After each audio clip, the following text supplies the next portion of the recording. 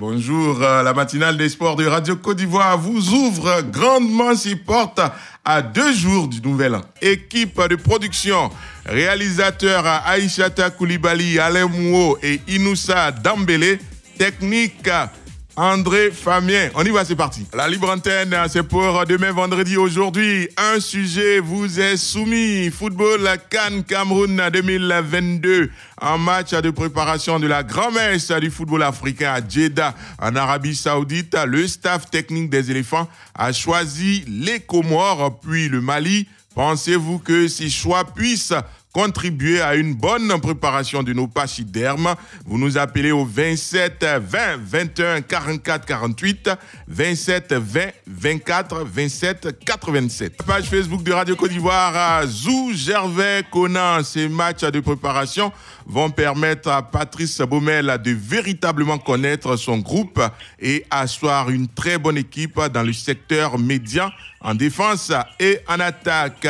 Bosson, AC, Rémi, je pense que ces matchs de préparation permettront à l'entraîneur de voir ses joueurs en situation de jeu afin de pouvoir opter pour une stratégie. Donc pour moi, le choix de l'adversaire importe peu. Abou Touré, pour moi, ces 2 matchs de préparation vont permettre à Patrice Baumel et son staff technique de faire les réglages dans tous les compartiments de l'équipe avant de regagner le Cameroun pour la compétition. Fofana Média est à Boaké. Bonjour à vous. Bonjour, monsieur. Comment vous allez? Oui, je vais bien, chez vous. Je vais très bien également. Bon, concernant le sujet, vraiment, c'est très bon. Autrement dit, vous avez bien à penser aujourd'hui, parce que pour la PEC là, bon, vraiment, la PEC est vraiment performante. La PEC est vraiment performante. On parlait Fofana Média. Fofana Média?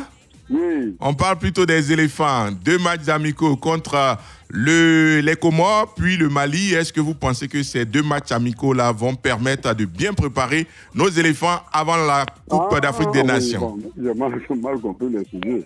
D'accord. Vous avez une réponse ou bien on vous laisse réfléchir? Oui. C'est vrai. Les deux matchs amicaux là même, vraiment, bon, moi je trouve que ce n'est pas de valeur actuellement. Parce que bon, les joueurs n'ont pas pris l'initiative de se bien préparer ici avant de partir. D'accord. Merci beaucoup, monsieur Fofana Média. Vraiment, si les gars pourraient revoir par rapport aux propositions des Européens là. Oui. Vraiment, ça allait d'être bien. Parce que les gens ne veulent pas laisser la carte même se dérouler comme c'est dit. D'accord, merci beaucoup, merci beaucoup. On a déjà évoqué le sujet. On sait que y a peu qui sont d'accord avec cette décision de la FIFA de permettre aux joueurs de n'arriver dans leur sélection que le 3 janvier, c'est-à-dire à 6 jours de la compétition, alors que normalement, la règle, c'est 13 jours. Junior Kwame est à Maféré. Bonjour. Oui, bonjour, monsieur Ange. On vous écoute. Bon, par rapport aux 2 matchs amicaux contre les Comores et puis Mali. Oui. Ma part, c'est bon.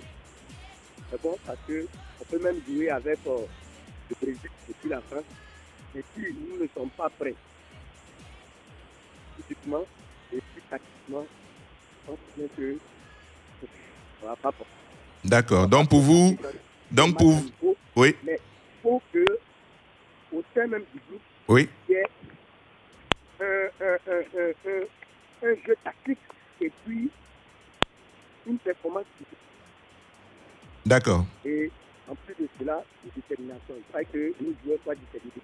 D'accord. On a bien compris, monsieur Junior Kwame. Donc, oui, merci. Bonne année. Oui, bonne année à vous. On a le temps de parler de bonne année demain. On sera avec vous encore demain, donc ne vous pressez pas.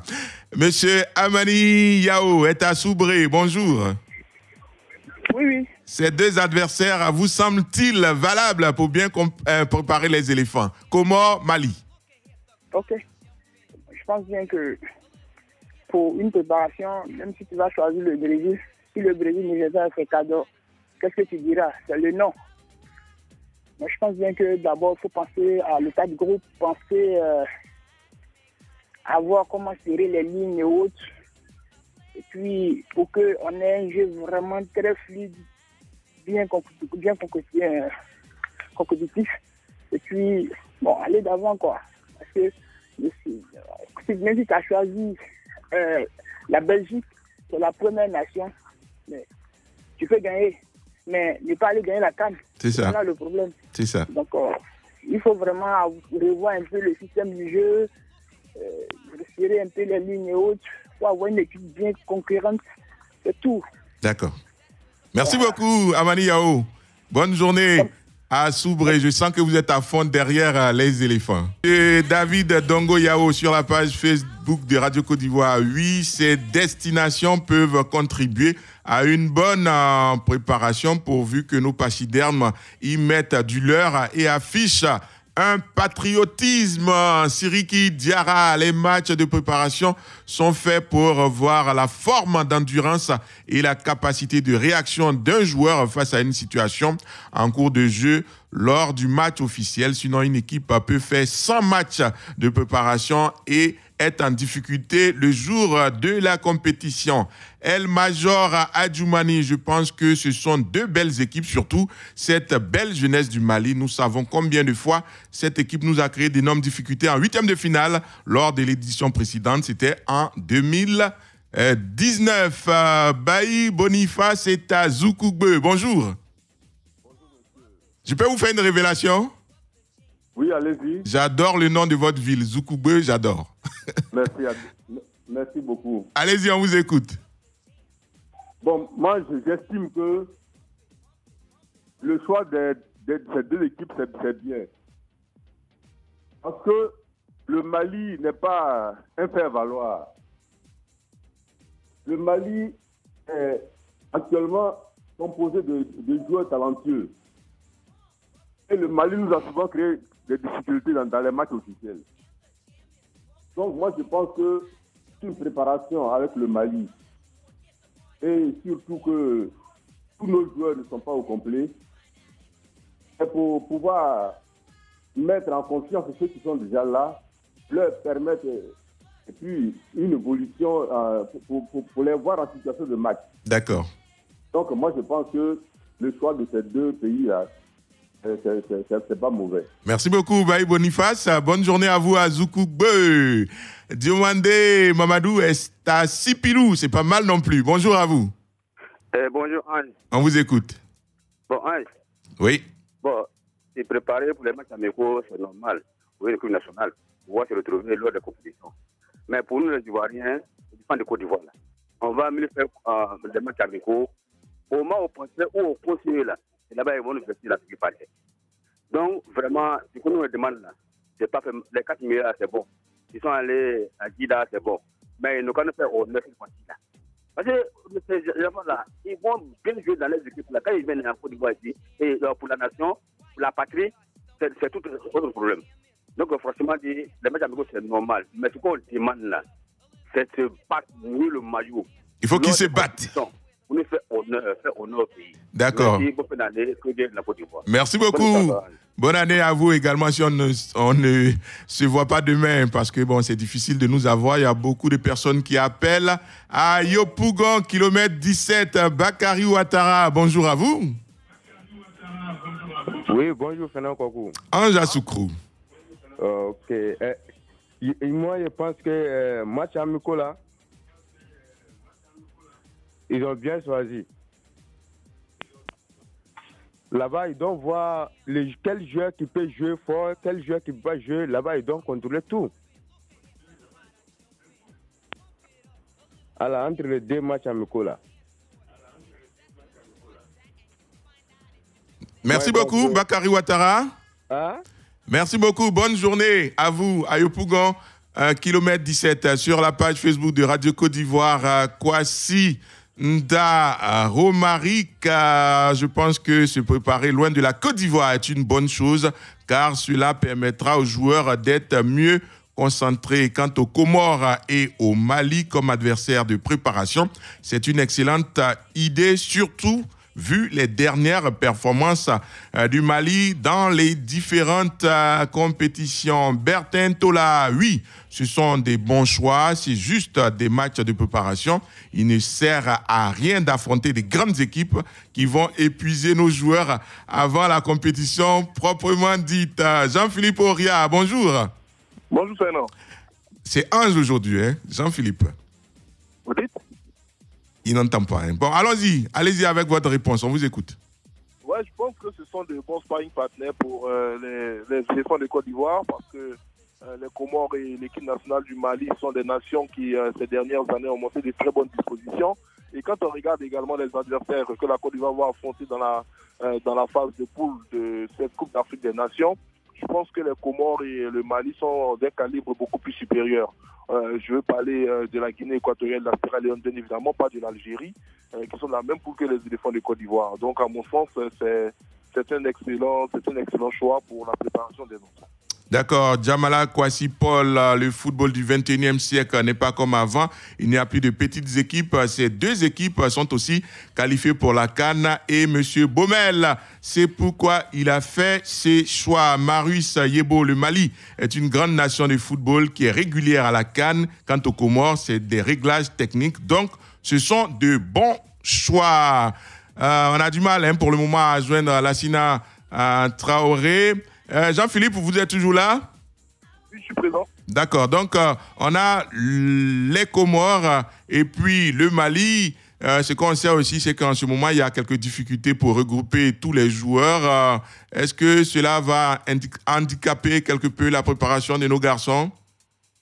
Mais on n'est pas les seuls, je dirais, à subir cette décision de la FIFA de laisser les joueurs à la disposition de leur club jusqu'au 2 janvier prochain. Le Mali sera confronté à la même difficulté. C'est pareil également pour l'équipe nationale des Comores qui est un fort contingent évoluant du côté de l'Europe. Donc on va devoir faire avec parce que ce sont les nouvelles dispositions et le plus important pour nous, c'est d'arriver à la phase finale de la Coupe d'Afrique des Nations, c'est prêt avec tout notre commando. Alberto Zalem, on ne va pas à la CAN pour essayer des joueurs. C'est ceux qui sont en forme, qui sont prêts à mouiller le maillot qu'il faut aligner. Et je pense qu'avec ces deux matchs amicaux, le sélectionneur pourra connaître les 11 rentrants, surtout contre le Mali. On verra bien l'état de forme avant même la CAN. Blaise Kouassi, ne sont-ce pas des arguments tout ouverts pour accabler l'encadrement technique en cas d'échec? Je pense qu'il ne faut pas sous-estimer. Il ne faut sous-estimer aucun pays. Le but recherché est de permettre aux sélectionneurs de faire un certain nombre de réglages. Le Mali et les Comores joueront leur va-tout afin que cette préparation se passe bien. Marves Kra, je pense que ces deux nations choisies pour les matchs test, c'est une bonne chose car cela permettra à Patrice Baumel de bien asseoir son équipe type pour la CAN. Martin Palais, je pense que toutes les équipes se valent de nos jours au vu de l'évolution du football. Donc, opter pour le Mali, déjà habitué de la compétition, reste une bonne chose pour bien nous préparer. Quant aux Comores, Baumel pourra à ce niveau faire tourner certains joueurs dans le but de les mettre en confiance avant les échéances du 9 janvier. Steve Biko, au football, il n'y a pas de petite équipe. Courage aux frères Kangbe Stéphane. Le Mali est une bonne équipe du continent. Quant aux Comores, on fera avec Drigo Delmas Awa. Il faut dire que ces matchs amicaux sont les bienvenus en ce sens que ceux-ci permettront au coach de voir les joueurs en situation de jeu depuis le 16 novembre. Lassina Traoré, enfin, bonjour. Ouais, bonjour. Ravi de vous avoir et d'entendre votre avis sur la question. Ben, je pense que c'est deux bons matchs pour la Côte d'Ivoire et le Patrice Baumel. Dans la mesure, pour ce qui concerne le Comores, c'est une équipe qui découvre la CAN. Donc certainement, elle ne va pas venir en situation dominante. Elle va chercher à jouer beaucoup plus compact et réagir par contre. Et donc quelle sera la réaction des éléphants face à une équipe assez solide derrière surtout que nous avons des problèmes de solution des passes dans les dernières 18 mètres. Donc ça va permettre à Baumel de voir un peu le collectif et de voir ces solutions-là. Maintenant, pour ce qui concerne le Mali, c'est un adversaire assez redoutable qui pose le ballon, qui est capable de retrouver, qui s'est retrouvé en phase de domination, comme lors de la précédente CAN en 8e de finale où l'expérience a prévalu. Et donc, dans l'ensemble, on aura deux équipes à deux identités différentes, et ce qui va permettre aux sélectionneurs de découvrir tactiquement, collectivement et individuellement certaines choses assez intéressantes. Merci beaucoup. Ajuster avant de juger. Merci beaucoup, Lassina Traoré. Merci également à Jean-Philippe Oria. Merci à tous nos auditeurs. À la réalisation, il y avait Aïssata Koulibaly, Alemou et Inoussa Dambélé. Technique, André Famion. On se retrouve dès demain 7h30 pour la dernière matinale des sports de l'année. À 8h, le Flash Afrique de Radio Côte d'Ivoire avec Nadège Kofi. Excellente journée à tous. Radio Côte d'Ivoire, Abidjan 88.fm.